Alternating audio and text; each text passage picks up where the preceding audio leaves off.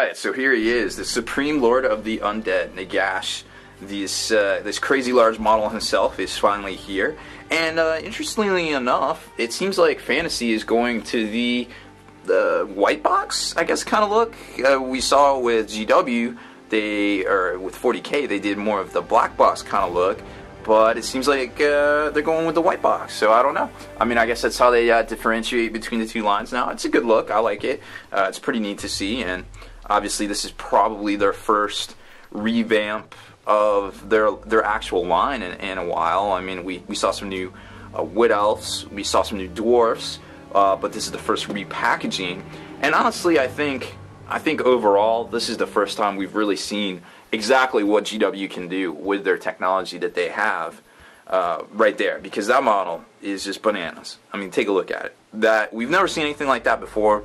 The internet is obviously all abuzz with this thing, and it's quite spectacular to look at. I mean, to be honest, I mean, look at this thing. It's amazing. There's two different versions you can make of it. Very dynamic, and I mean, it's just awesome. I mean, Nagash has always been that guy.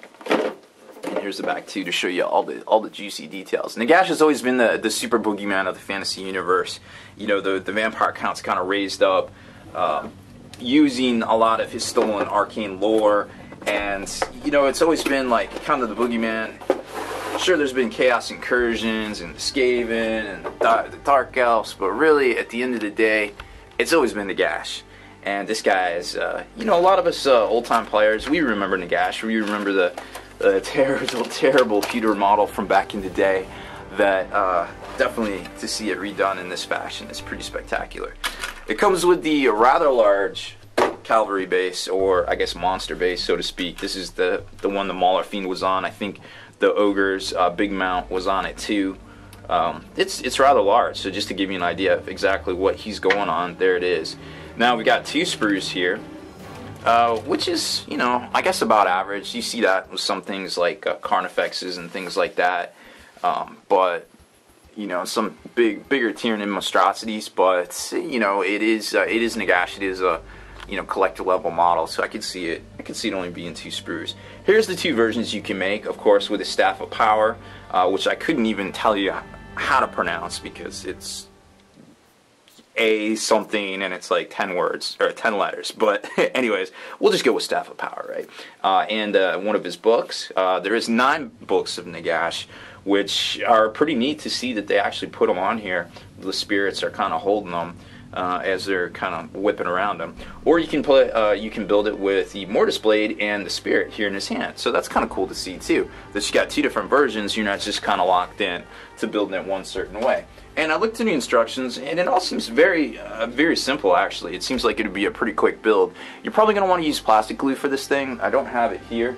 but if you haven't seen it yet, the little tester's little triangle, kind of square-looking tube with the metal applicator tip is pretty pro for this sort of thing. I use it a lot myself with everything I build, and it hasn't let me down yet. Just remember to try to make both sides tacky, kind of dab them off on a paper towel, to get them that tacky, and then they bond very well together after that point.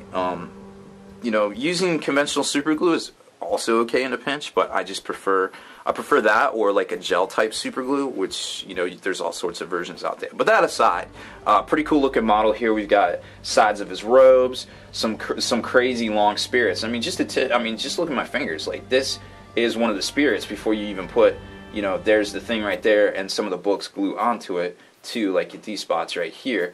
Then you've got some more undead spirits, books, pieces that glue on to the spirits that swirl around Nagash. This sprue is a little bit juicier because you kind of see everything there. You've got Nagash's body himself, his back, his head, all sorts of different pieces like his Book of Power, his staff, the rib cages, different things like that, all sorts of different. What I like too is, depending on the version you make, you've got the Scabbard, which is 2 pieces here, but then the hilt would glue to it if you don't use the blade. Like, if he's not holding the blade, you would just glue, you know, this down with the haft in it.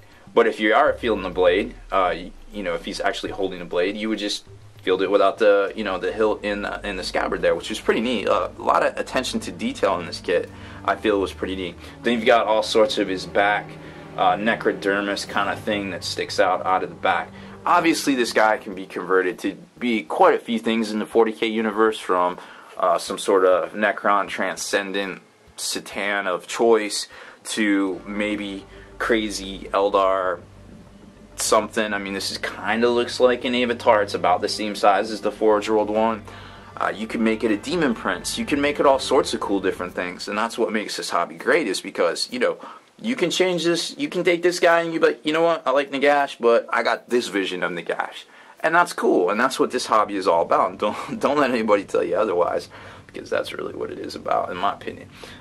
So it's a pretty cool model. Like I said, it's just these 2 sprues here, but it is definitely full of character, and there's all sorts to do with this guy. I wish I had the time today to get him put together for y'all and show him exactly how tall he is, but I'm sure in a day or two we'll see all sorts of pictures all over the internet about that as well. So, it's a remarkable kit. We obviously haven't seen anything like it.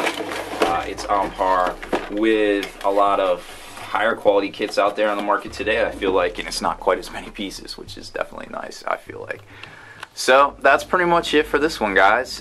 Good luck with this guy, and definitely check it out next week, because all of his lieutenants are coming out, or horsemen, for lack of a better term, right? Make sure you stay in the trenches, subscribe to this YouTube channel, check out the blog, spikybitsblog.com, and listen to our podcast, forgenarrative.com.